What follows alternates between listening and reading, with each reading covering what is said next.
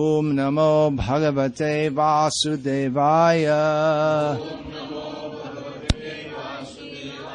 Om Namo Bhagavate Vasudevaya. Om Namo Bhagavate Vasudevaya. Bhagavad-gita as it is, translation and commentary by His Divine Grace A.C. Bhaktivedanta Swami Prabhupada. Chapter 18, text 11. Nahi deha brita shakyam tyaktung karmanya sheshataha yastu karma phalatyagi satyagityavidhiyate. Translation. It is indeed impossible for an embodied being to give up all activities, but he who renounces the fruit of action is called one who has truly renounced. Purport. It is said in Bhagavad-gita that one can never give up work at any time. Therefore, he who works for Krishna and does not enjoy the fruitive results, who offers everything to Krishna, is actually a renouncer. There are many members of the International Society for Krishna Consciousness who work very hard in their office or in their factory or in the factory or some other place, and whatever they earn they give to the society. Such highly elevated souls are actually sannyasis and are situated in the renounced order of life. It is clearly outlined here how to renounce the fruits of work and for what purpose fruit should be renounced. Srila Prabhupada in this purport refers to members of the International Society for Krishna Consciousness who work in their office or in the factory or some other place. At the time when Srila Prabhupada wrote this,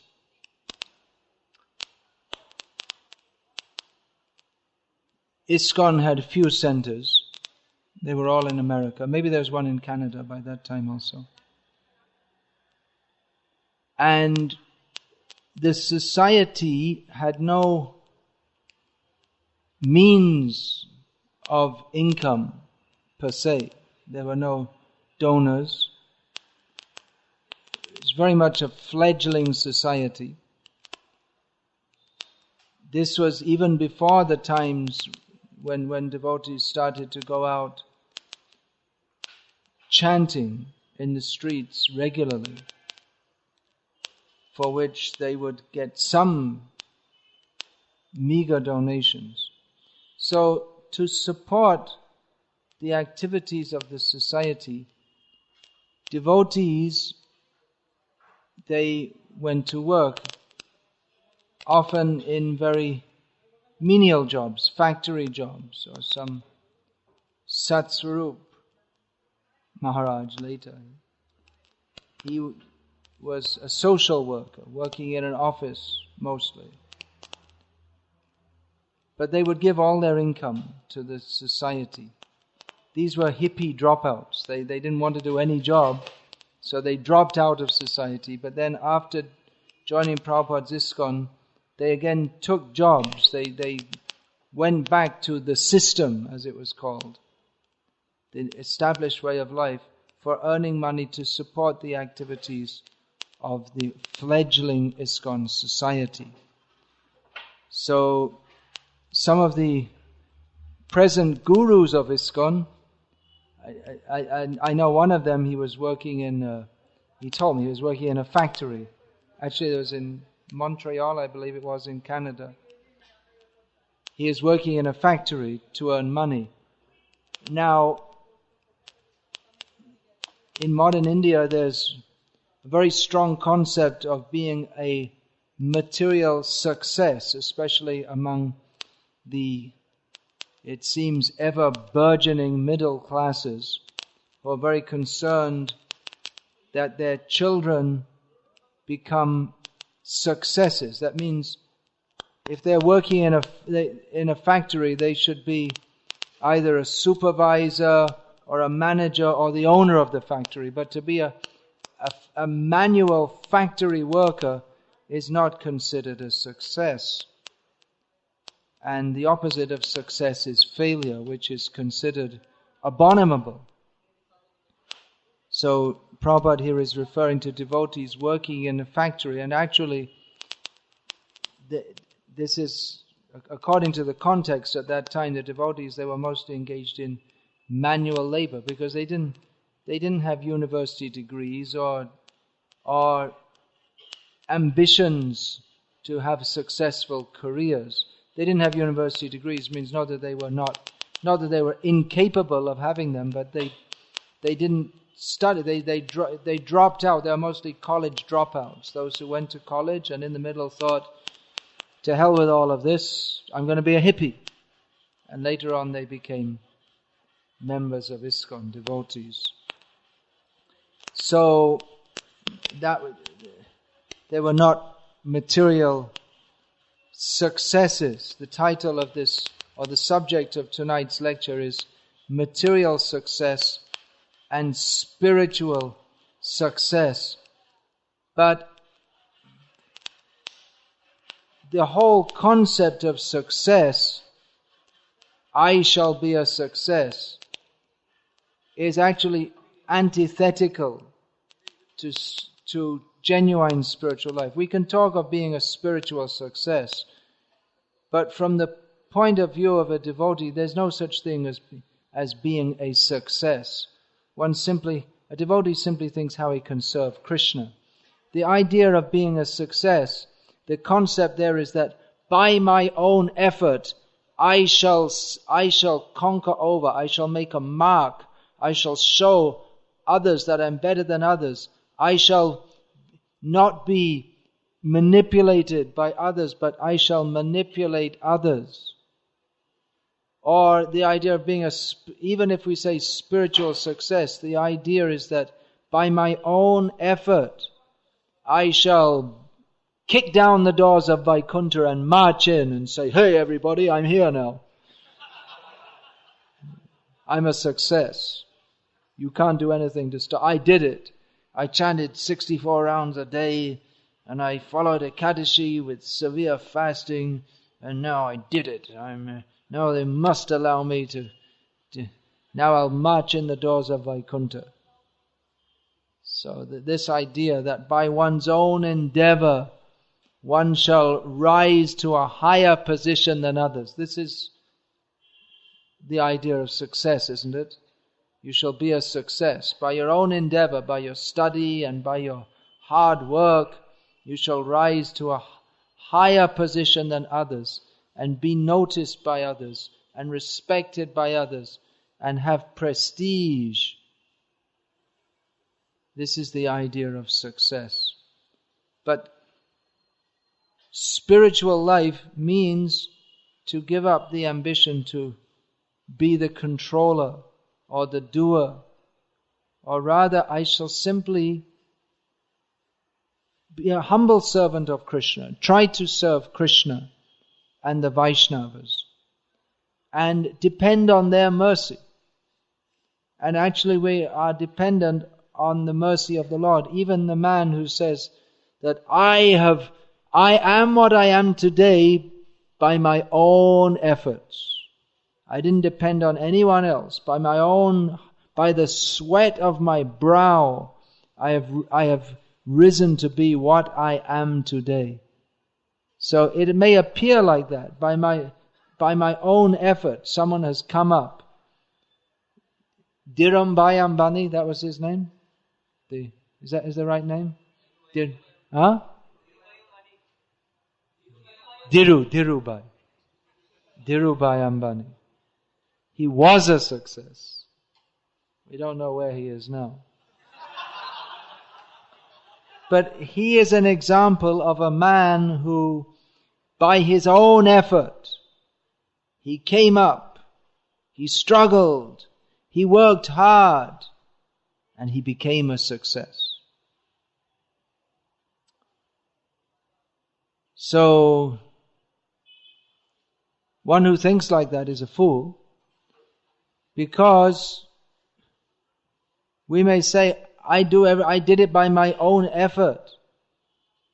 But we can't do anything unless we are allowed to by the Supreme Lord. We can't even scratch our forehead. It's easy to do that, isn't it? It might be.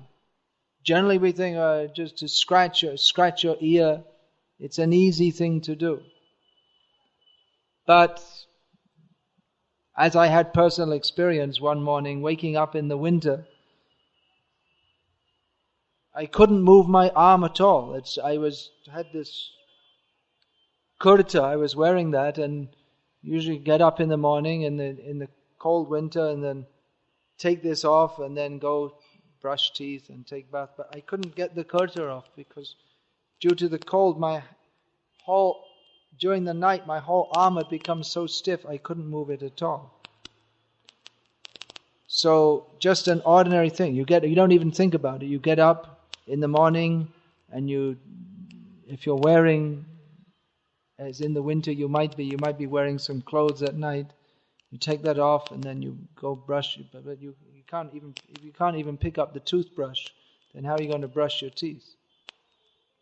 So we presume that we can do I do it while. What is that? Charmina cigarette advertisement. I get what I want. So that's the idea that by your own strength you shall conquer over others. But you can't. This strength, balang balavatang chaham, tejas vinamaham, that's not our strength. We have no power to act on our own. Dhirubhai Ambani was successful in the material sense. But he wasn't the only one who was working hard and struggling and had good business plans. But due to some previous karmic result, he was able to become a success. Others, there's one devotee I know in South India, he has all these brilliant plans, actually very good business plans. And he follows them through and he's investing and he has all these different, making exhibitions, taking a whole train full of students on a tour of India. But always it happens that he's set up to make lakhs and crores of rupees, and at the last minute, always something goes wrong and he ends up in a loss. His plans are very good, but somehow there's something obstructing his making crores of rupees. Some unseen hand. That is called daiva, or fate. So the idea that I shall be a success, by my own effort I shall succeed, either materially or spiritually, is a failure of understanding. And then the idea that I shall be a success measured in terms of money, prestige, this is anyway foolishness, because first of all, even if you do get those things, no one's happy by having them. You can meet all the successful people. In the course of preaching Krishna consciousness, we meet many people, including many people. Not many, because to be a success, the number of successes is less than the number of middling people or failures. So we meet them, and although they have a sense of pride and prestige and achievement at being a success, that doesn't mean they're happy or contented. They have more facility for sense enjoyment. But the idea that sense enjoyment will bring us happiness is also foolishness. It's not true. And even if you are an outstanding success, Dhirubhai Ambani was an outstanding success in the history of post-independence India. But for all his success and all his properties, we can say he was a success. But now we don't know where he is. and according to the laws of nature, he must be in another body where he has to struggle again. That's another point. If one is a success, so-called, one has to struggle so much to become a success and to maintain that position. It's a big struggle. So the very idea of being a success in the material sense, showing oneself to be better than others, or more prominent than others, is simply an exhibition of one's foolishness, a misunderstanding of the actual purpose of life. Why should someone want to be a success? To show that he's greater than someone else and to enjoy facilities. But intrinsically, no Atma is greater than any other, and every Atma is less than Krishna. So no one can become the greatest. The Atma is by nature very small and insignificant. So even if you become a success, George Bush Jr. is famous all over the world. So what? We think it's a big world, but it's just a tiny little speck in a vast universe. And even if you think, well, it's a tiny little speck, but let me be famous in it, you'll be famous just for a tiny moment of time. Space-time worm. You're here, you're gone. So what is the meaning of being the dogs in the street? They're running around, and one among them is respected more than the others. So he's feeling, I'm the top dog. What is the value of that? Among the rats, one is highly respected more than the others. Among the monkeys, one monkey is, of course, monkeys, they don't have much concept of respect, but you won't find a monkey bowing down to another and very polite, but they defer out of fear to one who is stronger. So, what is the great thing about being respected, about being noticed? It's all simply part of our perverted desire to imitate Krishna. Krishna, he should be respected. The Vaishnavas, they should be respected. They do not want respect, but they should be respected because they respect Krishna. Therefore they are Mahatmas, great souls. So the idea, I shall become a success, people shall notice me, is simply an expression of envy for Krishna. And it cannot satisfy the soul, because envy of Krishna is opposite to the intrinsic nature of the soul. So because we have a perverted, viparita buddhi, perverted intelligence, we think, I shall be happy by being respected, whereas actually we shall be happy by offering respect to Krishna. So the idea of being success is a tremendous endeavor one has to undertake, because nahi subtasya singhasya. What is that? Vishate. What is it? Nahi subtasya singhasya. Pravishante mukhe mrigam. No, not just by sitting. The lion is the most feared animal in the jungle, but he's not just sitting down and ordering the deer, now you come and enter my mouth. He has to do some work. He has to go and catch the deer. So one doesn't become a success simply by dreaming about it. One has to do some work. It's a lot of hard work. It's a big struggle to be a so-called success. But it's a struggle in the wrong direction, because we can never be happy. Rather, we shall become more unhappy. No one will believe this. If we say that you shall be more miserable if you become a success, no one will believe it. But actually it's a fact, because we're increasing our ahankar, that I am by myself, I am something very great. Or just to think that I am very great is progress in the wrong direction. To think I am a very small servant of Krishna is proper understanding. So the idea I shall become a success by my own effort, I shall show myself to be very great, people will respect me, and then I shall get more facility for enjoying.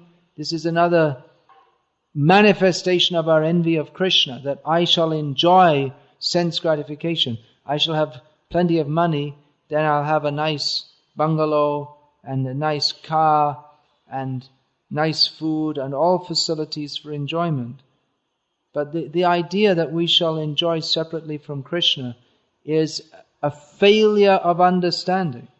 We have not successfully utilized human life to understand that I am not meant for enjoying. I am meant for serving Krishna. So the very endeavor to be a material success is the cause of our failure. It is symptomatic of our failure to properly utilize human life. And the more one tries to be a material success, that means he's trying to exploit the situation. He's going further and further away from Krishna. And through acquiring facilities for material enjoyment, and by accepting respect and honor for others without giving them anything substantial, namely Krishna consciousness in return, by the laws of karma, one who is a material success in this life must take a very abominable position in the next life. That's why one who's very prominent, they're more likely to become a dog or a cat. It's actually a doggish mentality to think I shall be better than others. By my own power, I shall dominate others and show myself to be better than others. Even the idea that I shall be a success in the field of altruism, I'll be a good doctor or a good social worker. This also is simply a manifestation of our foolishness and forgetfulness of Krishna. To think that I shall help others by being a doctor. You cannot help. If someone has to suffer a certain kind of karmic reaction, you cannot alleviate that. And if you do so, then if you apparently do so, you cannot. If you apparently help people by treating them medically, still they have to suffer whatever they have to suffer. In another way.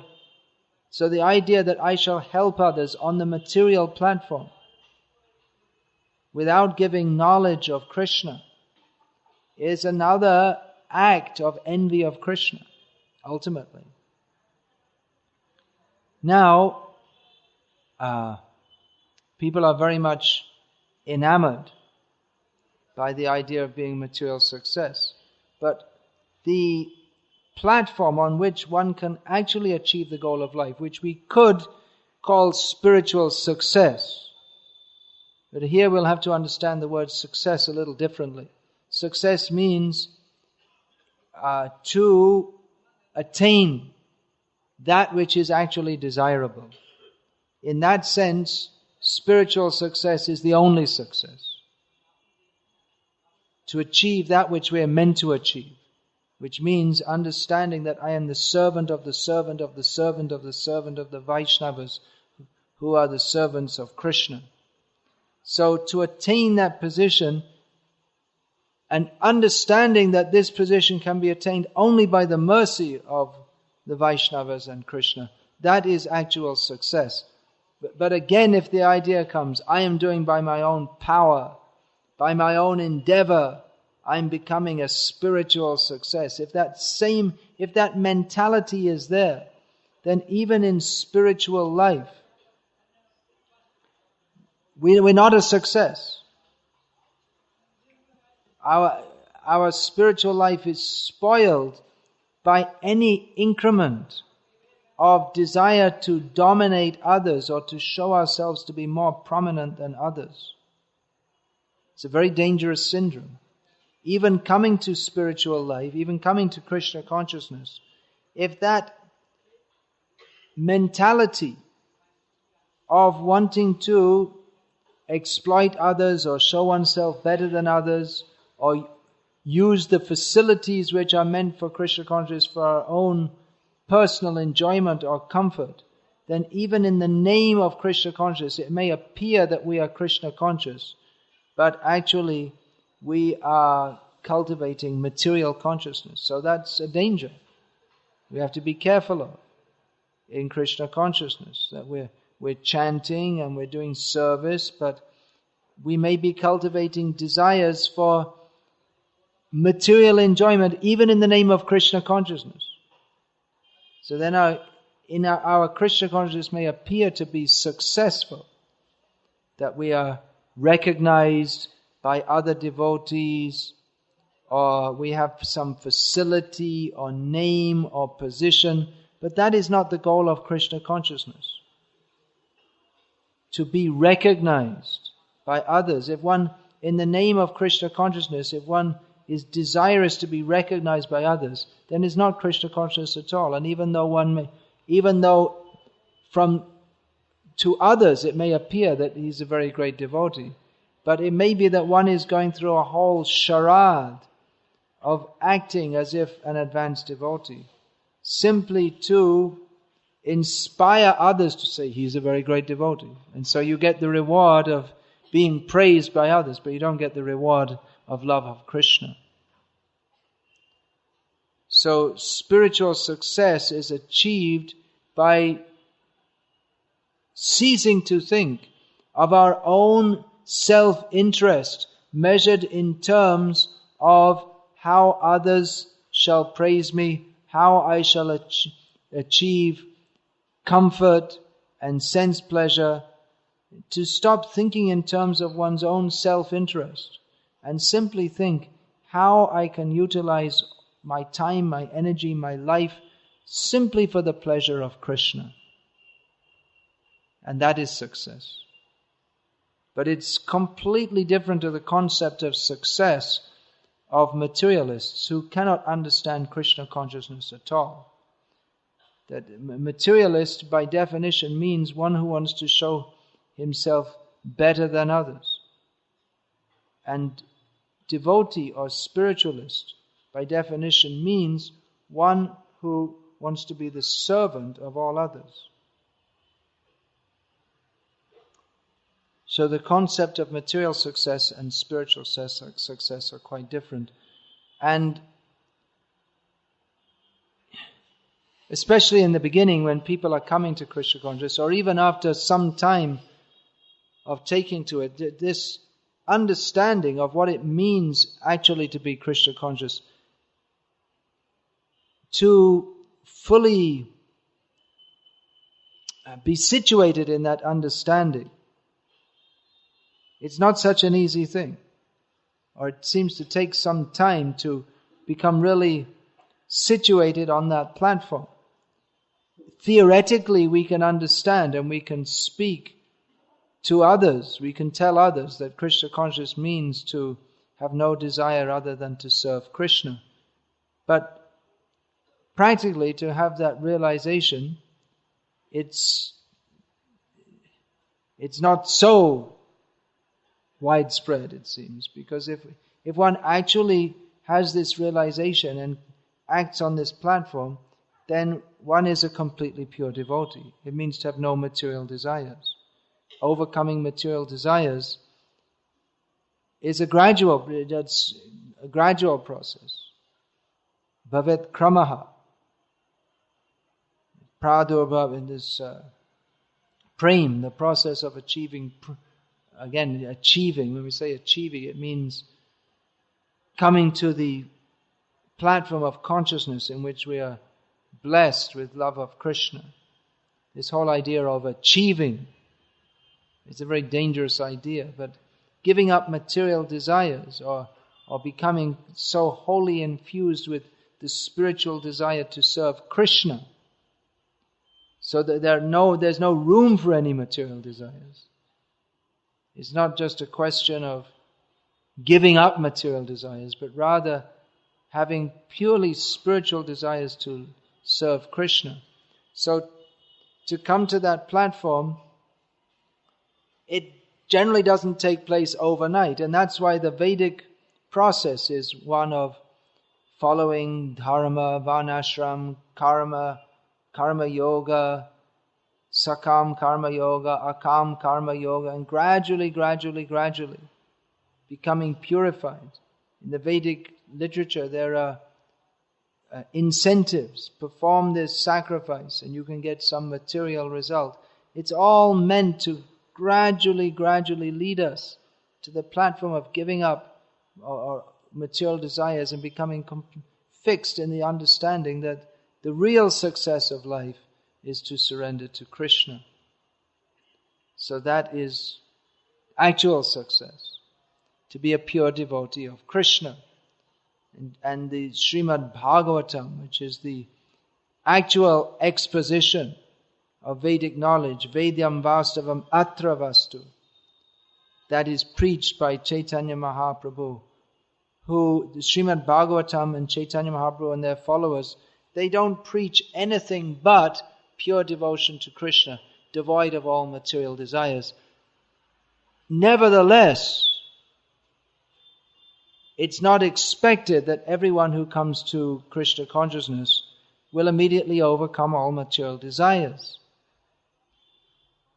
And although one may understand that that is the goal, to overcome all material desires and to be fully situated in love of Krishna, to actually come to that platform may not happen very quickly. So there's one trick which the upper sampradayas, who Srila Bhaktivinoda Thakur and Srila Bhaktisiddhanta Saraswati Thakur fought against, they have one trick which is very dangerous. Upper sampradaya means they're apparently Vaishnavas, but they're not properly situated. So their trick is to pretend that we are Krishna conscious when we're actually not. Or to slightly adjust the understanding of Krishna consciousness so that what is presented as Krishna consciousness is actually material consciousness. So they may pretend.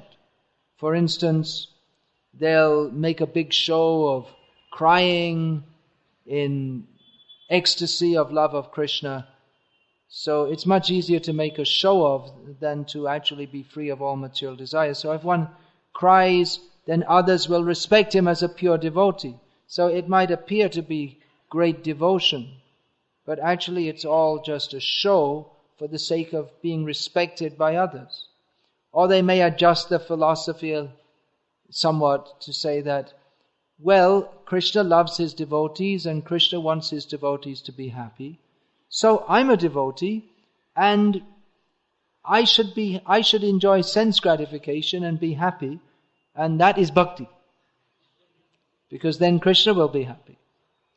So this adjustment of Krishna consciousness, it appears to be fully Krishna conscious. But there's something very wrong.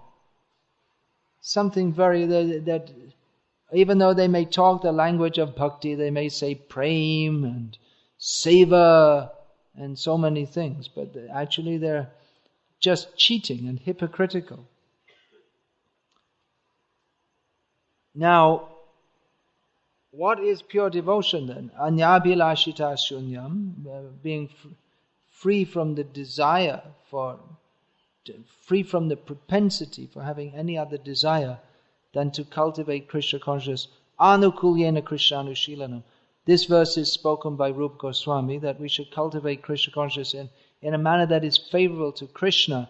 And what is favorable to Krishna? Then again, Rupa Goswami gives his whole book describing. And then the acharyas, they come and they delineate what is bhakti, what is shuddha bhakti, what is Mishra Bhakti, which is not real Bhakti? What is Micha Bhakti or cheating Bhakti?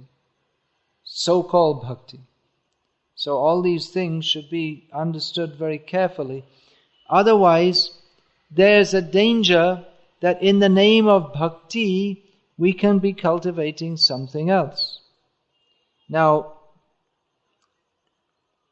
sometimes we hear it said that the topic, again, material success and spiritual success. So, sometimes our devotees, they're accused that, well, if you're so spiritual, well, then why do you introduce yourself as a PhD? Recently I got a letter from one godbrother of mine, and he put at the end of his guru, such and such name, PhD. And then he explained in a bracket after, I'm putting PhD because mostly I'm moving in material circles who respect this thing. And then also it's to distinguish me from someone else who's got the same name, who does all kind of, makes funny comments all over the internet, and I don't want to be identified with him. Now he put his name, such and such Das, ACBSP, PhD. So he explained why he put PhD. It's not that I'm trying to show I'm better than you, but there's some reason for putting that. So sometimes we say, oh, why are you so much enamored by that? Well, devotees shouldn't be enamored by that, but materialistic people are. So to make some impression, if materialistic people can hear from, if they can begin to hear from devotees, they can be benefited.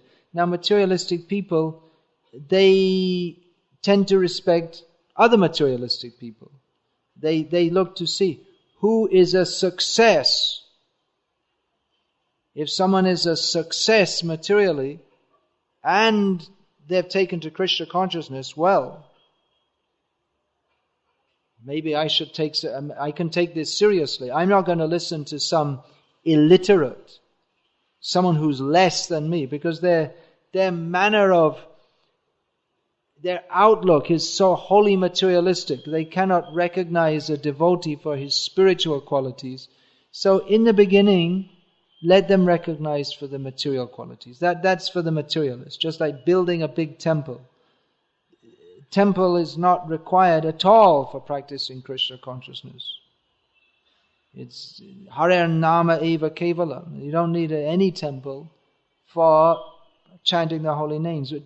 Building big temples is mostly to attract materialistic people. Of course, it's also to show how the Lord should be worshipped and how to worship Him. But worship of the Lord, especially in Kali Yuga, is best effected by chanting the holy names. So a temple is not needed, but then again it's needed for preaching, because materialistic people, if they see people just chanting the holy names, they don't understand the greatness of that. But if they see a big temple with lots of marble and big, obviously crores of rupees, so they think, okay, that's something. Some people with lots of money must have donated for this, so they're taking it seriously, so I can take it seriously. I can go to such a place, a marble temple, that is in line with, that will uphold my dignity. But if I go to some little broken down ashram with a leaking thatched roof, I'm not going to go to such a place. Why should I go there? Some beggar, even though the person living there might be a Paramahamsa, but they cannot recognize that. So, some show of being a material success may be there for the sake of attracting the attention of poor people.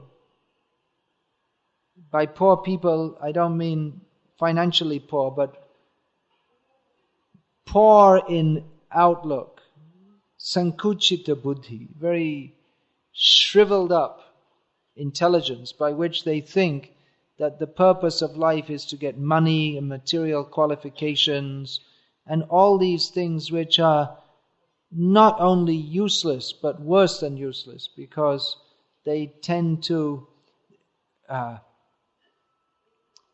obfuscate the actual purpose, the endeavor to get these things, or the measurement of one's worth in terms of one's achievements of these things, obfuscates the actual purpose of life, which is to be akinchan Krishna Das. Akinchan Krishna Das means without any, I have nothing but Krishna. I have nothing in this world. I have not, kuch lena dena nahi. From the whole world, I have nothing to give, nothing to take on the material platform. Our only interest is to serve Krishna.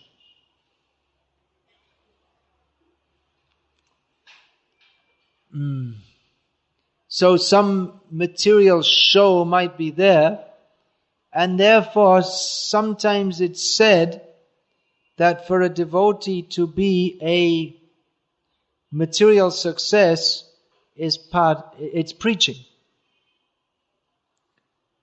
Now we have to be very careful with this. It can be that if one is a material success, that one is more likely to be listened to by others who are materially inclined. Although it may be that we'll be less listened to by people who are spiritually inclined. In the Western countries, this can be something of a dilemma. That if we have big opulent temples, then a certain class of person tends to think, oh, all right, this is something quite respectable.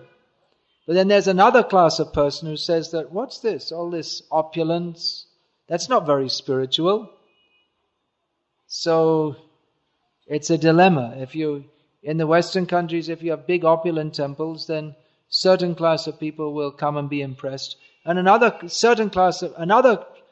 kind of person, which are not small in numbers, they'll think their immediate impression, this is not very spiritual. So both of them are simply seeing by external vision. Whether a devotee lives in a palace or a hut or doesn't have any place to live at all, his Krishna consciousness is his spiritual asset. But for materialistic people, either those inclined towards bhog or tyag. Tyag is the flip side of bhog. So they tend to judge in terms of externals.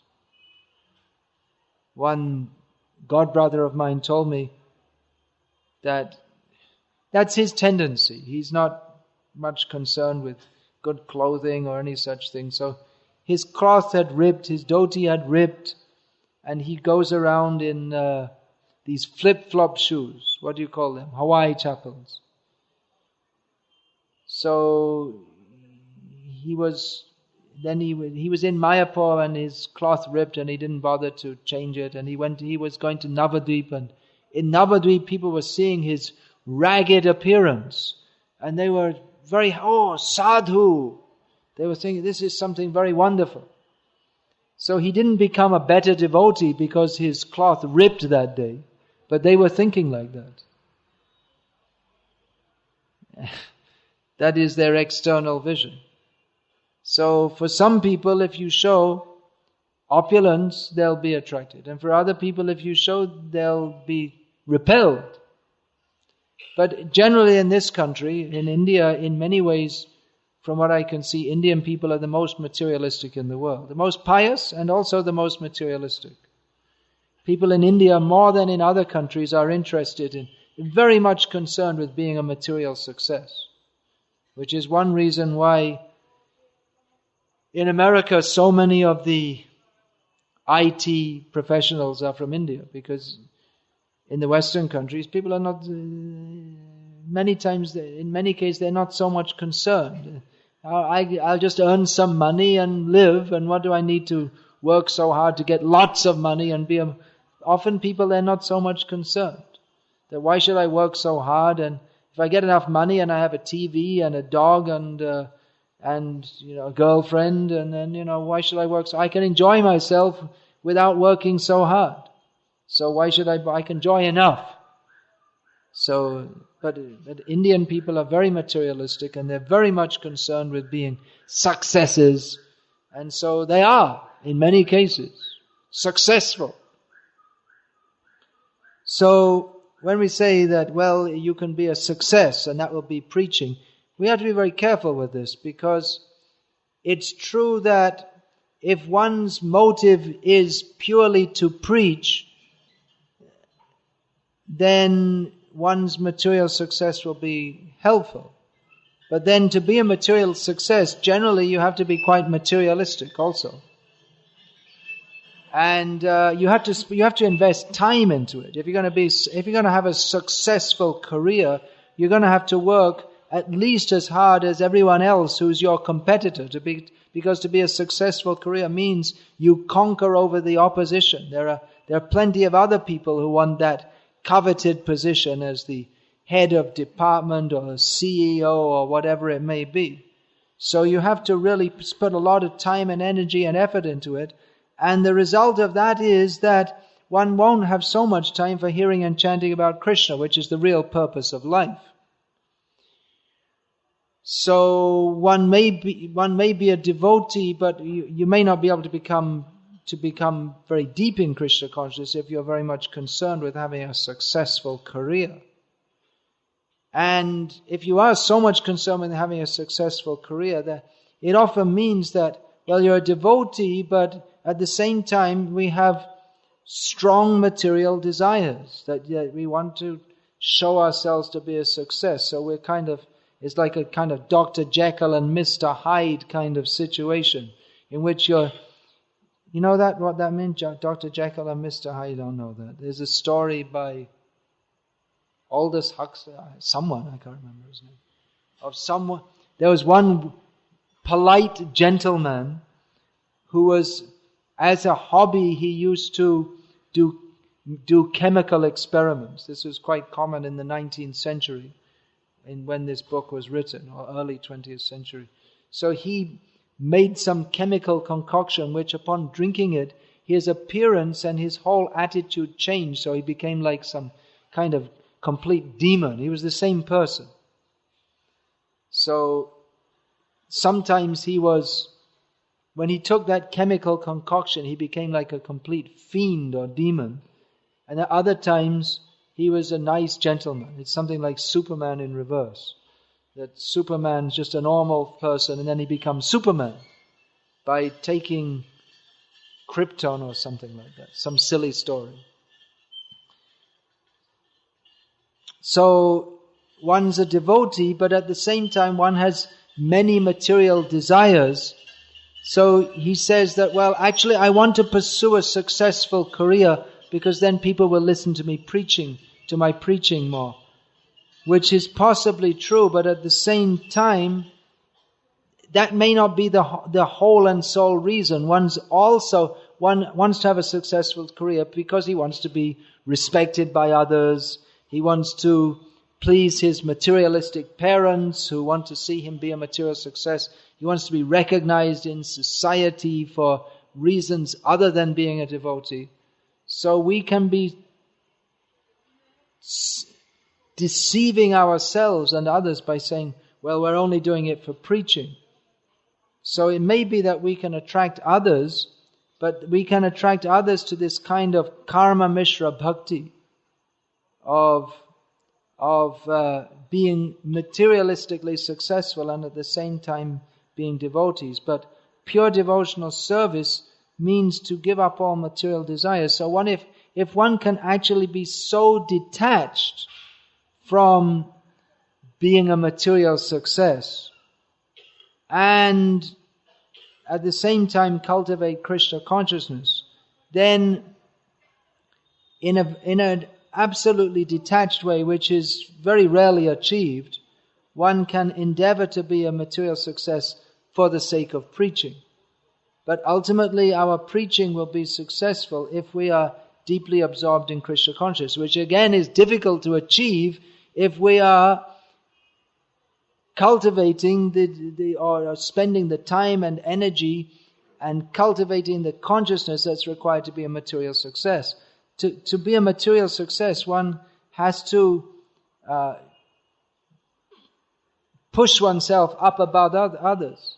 It's antithetical to Krishna consciousness. So the two things, they don't go very well together, although it is possible to be a material success and to be Krishna conscious.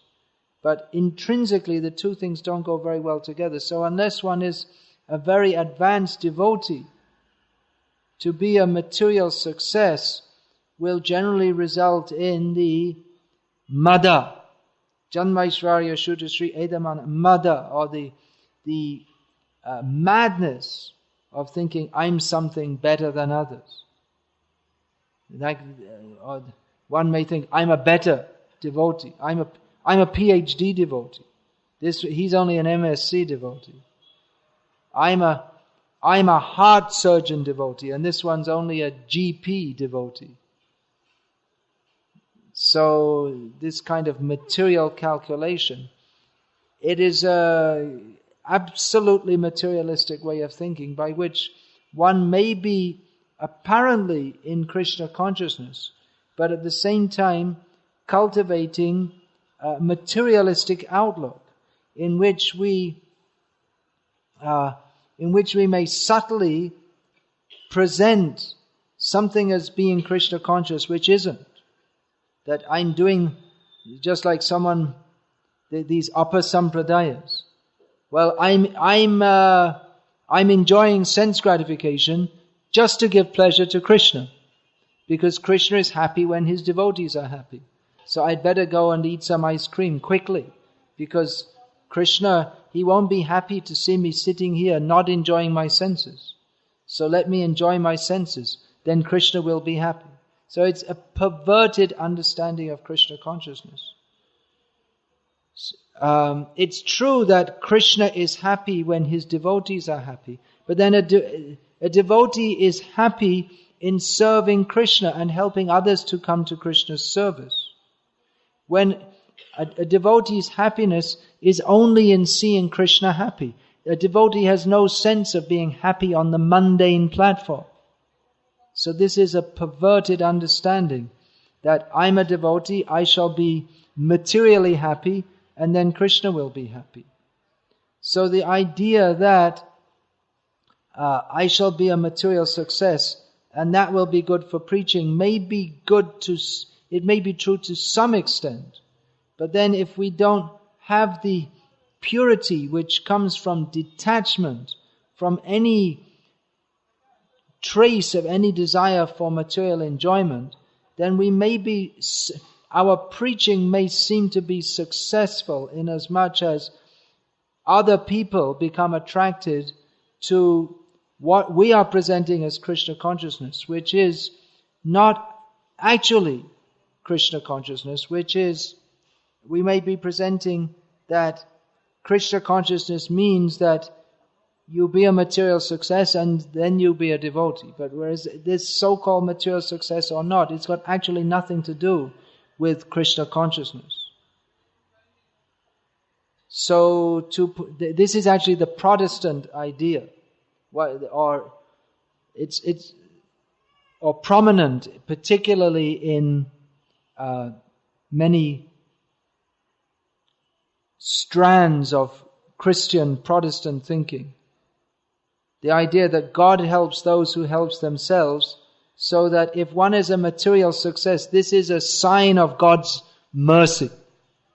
And poverty is therefore considered a sin. So it's considered a sign that you're a very pious person if you go to church and you're a material success. That means God likes you. It's a misunderstanding. It's a very grave misunderstanding that Krishna can be satisfied only by full self-surrender. But the tendency always of the conditioned soul is to take, even if he's presented with pure Krishna consciousness, is to take that and, either to reject it or ignore it, or even if one accepts the teachings of Bhakti, to accept them superficially and twist them to put it in line again with our sense gratification.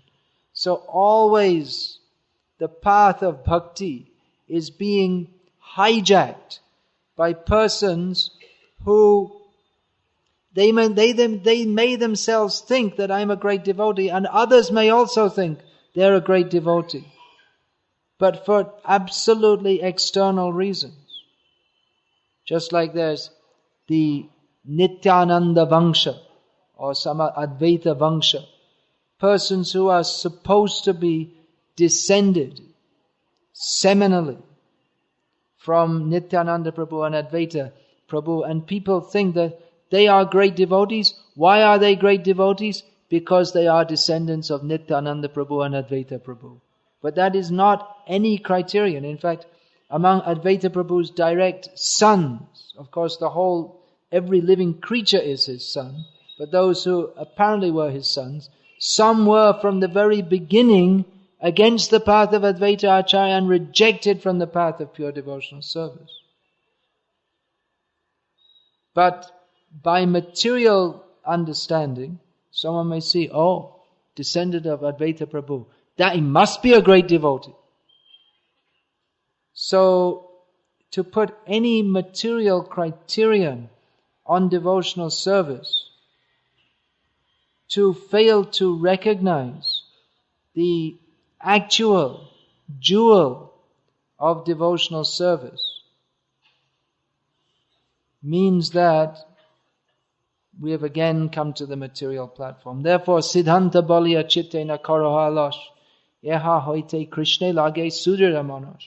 We should painstakingly try to understand, or take the trouble to understand what actually is Krishna consciousness according to Siddhanta, that which is given by Vyasadeva, that is which is given by the Acharyas.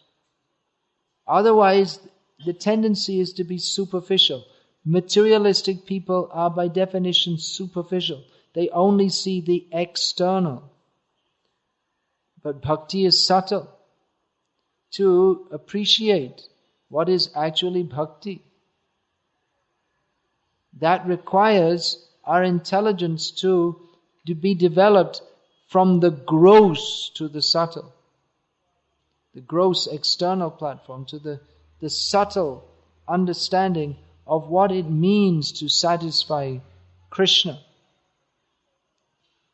So the acharyas, they are practically rebels against or rather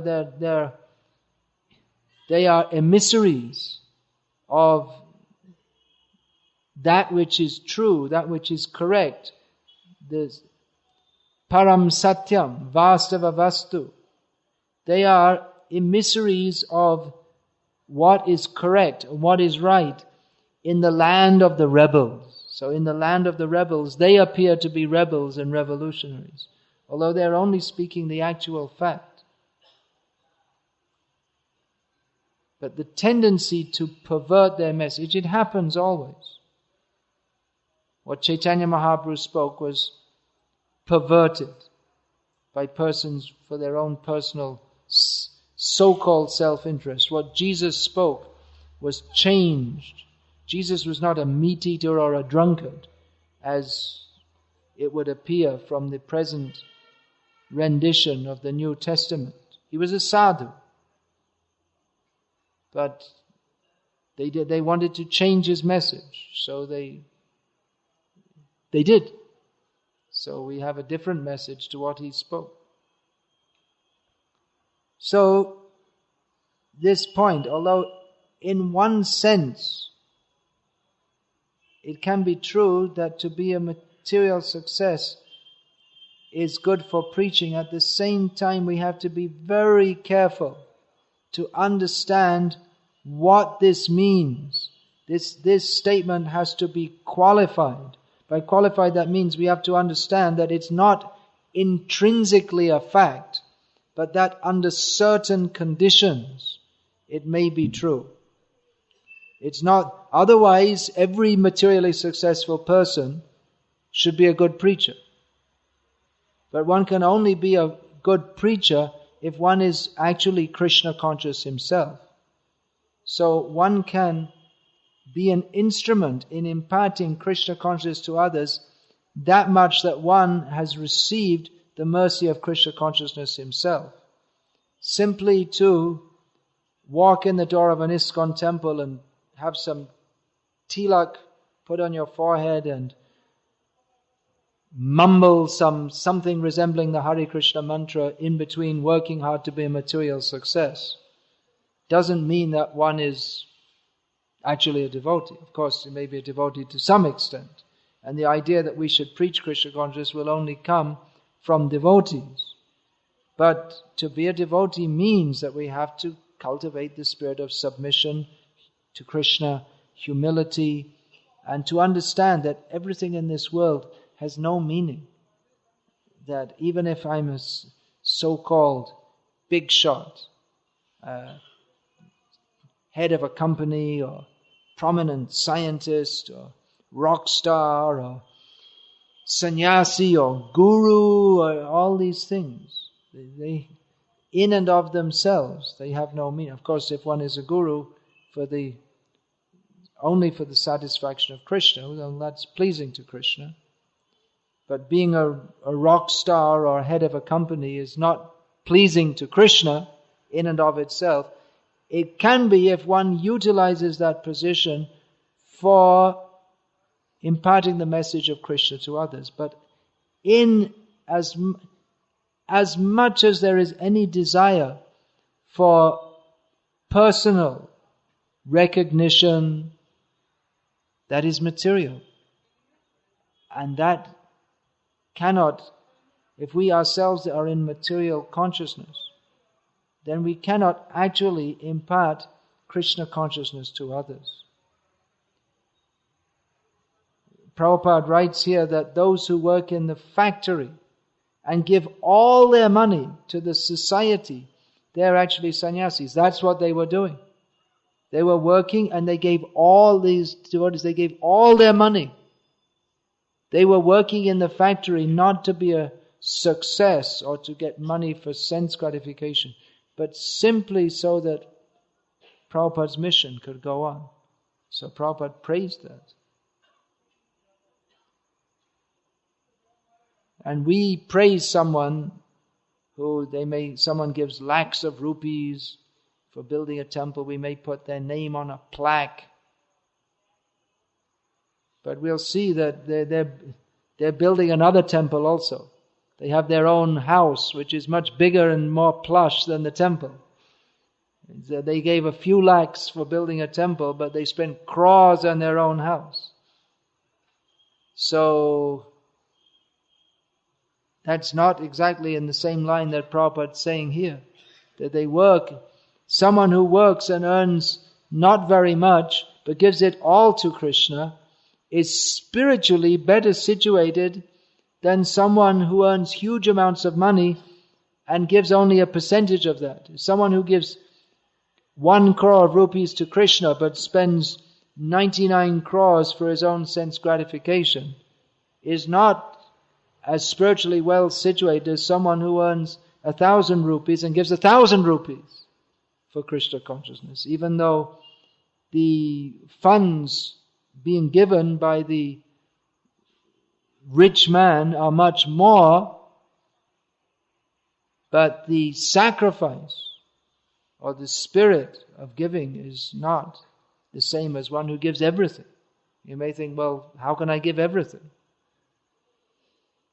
But these devotees were doing that. There was actually one disciple of Srila Bhaktisiddhanta Saraswati Thakur. That was the standard he wanted, that his householders, they should give everything. If you're working, you should give everything. So one of his disciples did that. Whatever he earned, he just gave it all to Srila Bhaktisiddhanta Saraswati Thakur, who then arranged for a small amount to be given to his wife. He kept most of it and just gave a very small amount to his wife. His wife and sons, they weren't very happy with that. But he didn't care. He went on with that. And eventually they surrendered to it. They thought, well, we might as well join. So they also became devotees. And his wife came to the Gauriya Mata Bhaktisiddhanta Saraswati Thakur bringing all her jewelry. and said that because her husband, he only came home late at night he was professor, so he would go from the college directly to the mutt and take part in all the activities of the mutt up to late. Then he would finish chanting off his 64 rounds, come home late at night, get up in the morning and go off to the college. So he was practically never seen at home. So his wife came and brought all her jewelry and gave them to Bhaktisiddhanta Saraswati Thakur and said, he for whom they are meant is here, so the jewelry might as well be here also. So whether she meant her husband or Bhaktisiddhanta Saraswati Thakur, it's not clear, but in either case, his heart was not in his home. He was materially a success. He was a prestigious professor. But he was spiritually a success because he got the blessings of his Guru Maharaj by his highly surrendered attitude, which caused Bhaktisiddhanta Saraswati Thakur to say that he is even the Guru of sannyasis. They may not be as surrendered as he is. So he was a spiritual success by actually giving everything to Krishna, not even theoretically. So if one can live like that, then that's surrendered life in the Grihastha ashram. So that's some points of discussion. We have to see that we have to be very careful that we're not, in the name of bhakti, cultivating material desires. That's very dangerous. If one admits, I have certain material desires, and I'd like to, all right, I have these material desires, and I want to, I'm weak spiritually, so I don't find it possible to give up these material desires immediately, but let me, according to the directions of Guru, Sadhu and Shastra, let me live my life according to my level of spiritual advancement and seriously endeavor to become more advanced spiritually. Let me do according to my present status and capability. Let me try to become gradually advanced in Krishna consciousness and try to gradually give up material desires. So with that recognition of our situation, we can make spiritual advancement. But if we fail to recognize our material desires and pass them off as spiritual desires, that is very dangerous. So we can become a spiritual success when we completely give up the idea that I should be a success. Our lives will be successful when we simply think how to serve Krishna and the Vaishnavas. That is success in itself. There's no need of it. We shouldn't think that, well, I have to do so many things, and I have to preach, and I have to open so many centers. There's no need to think like that. That desire will come automatically if we think how I can serve Krishna.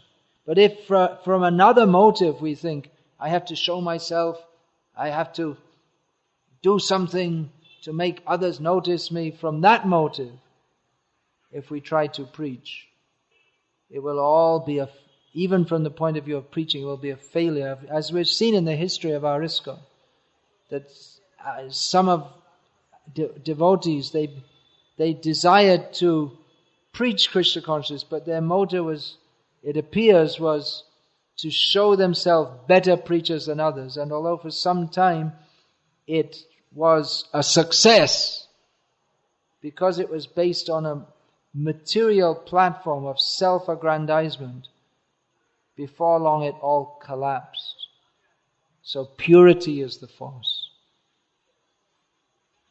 Purity that comes from cultivating the attitude of selflessness, hearing and chanting nicely about Krishna, and not being very concerned with whether I'm a so-called success or not. In fact, this concern about what others should think of me is very dangerous in Krishna consciousness. We should only think, what does Krishna think of me? What does Guru, Sadhu, what do they think of me? Am I pleasing them? This should be our motive. I'm going to finish here. I'll take one or two questions. It's already 9 o'clock. If anyone wants to ask a question.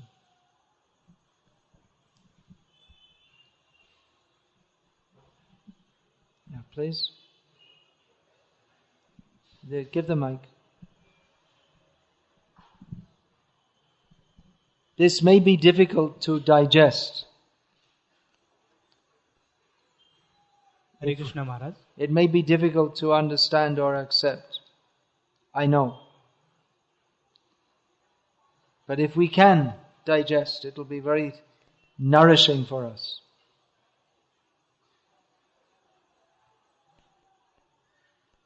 Hare Krishna. Maharaj, I would like to know that just you are saying that we should, like regarding material desires,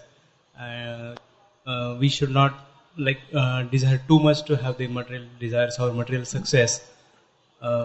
Just I like to know that what type of consciousness we should have that while in practical life or material life, if we are to live that some type of desire or maybe some it's maybe it's up to little extent is required. So what type of maybe what? Sorry. What did you say? Maybe something is required. Maybe what is required? If suppose I have to do education, or if I have to do some job or some maybe increment or something. One thing like you're that. saying practical life, but actually what we call practical life, it's very impractical for Krishna consciousness.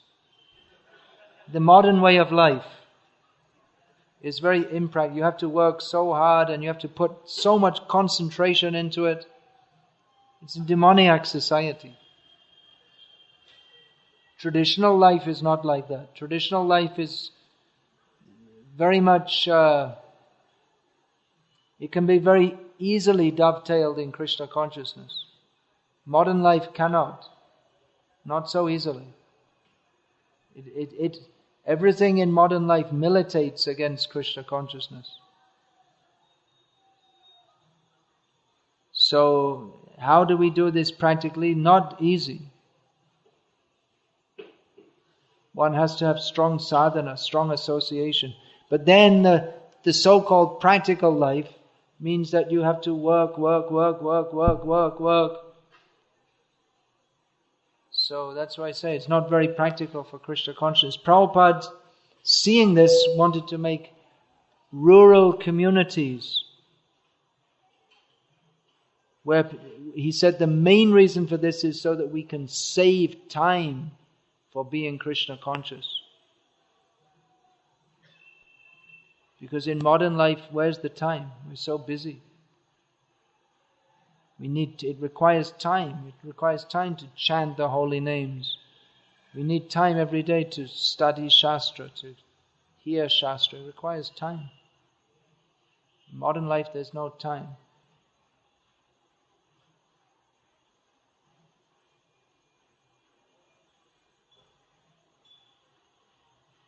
All right, if there's no more questions. All right, one more question I'll take. I'm only going to take one more. It's already 9 o'clock and I have to go for 5 minutes and come. Maharaj, I have a tendency to go to extremes. Sometimes You have a tendency. Yeah, but I'm not going to give you personal advice now. In general, so sometimes we go it's to... It's not in general though, it's about you, isn't it? So, I'm speaking in a general way, general principles that all may consider. For yourself personally, your particular mentality, then you please consult with those who know you very well.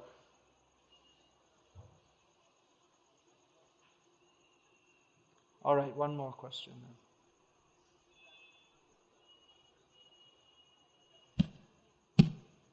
Maharaj, if we have personal desires, like If.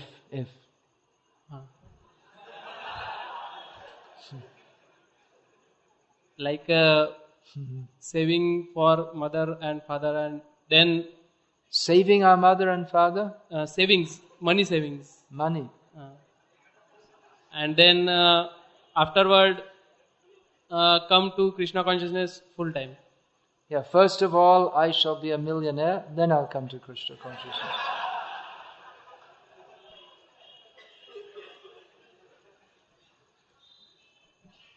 First of all, I'll become the world golf champion, then I'll come to Krishna consciousness. What do you think? Is it a good idea? No, means just to support financially to parents and then fully. There are two outlooks. One is that one should, understanding that one cannot actually do anything for others and everything is in the hands of Krishna, and that one should immediately take whatever opportunity one has, one should immediately give up all material attachments and fully surrender to Krishna. That is what everyone should do, theoretically. But as we might say that, but as we do have material attachments, and we're not able to act on that platform, even if we just leave everything behind, again we'll be thinking, did I do the right thing or did I not do the right thing? So, and we also might in doing so we might set a bad example for others who they're not on that platform, but they just want to avoid the responsibility. If one has material desires, then he has to take material responsibility. So one may be devoid, one may not have material desires, and has very strong spiritual desires simply to serve Krishna, and therefore gives up all material responsibility to do so. But in doing so, he may also, that example may be misused by persons who do have so many material desires, but they want to avoid the material responsibility. So in the name of spiritual life, they give up their material responsibility, which is required for them. For someone who has no material desires, he also has no material responsibility. But for one who has material desires, then he also has material responsibility. So again, what you should do in your life and to what extent, I can speak here general principles, but how that is applied in your life, I'm not going to attempt to answer it now. It wouldn't be correct of me to do so, not knowing you and your situation. But in general, one has to take some material responsibility concomitant with his material desires. If you are working and earning money and you think, well, I'm a devotee, so I don't have to give anything to my parents. Then if you're so much a devotee, then you should do the best service for your parents by delivering them by full commitment to Krishna consciousness. But then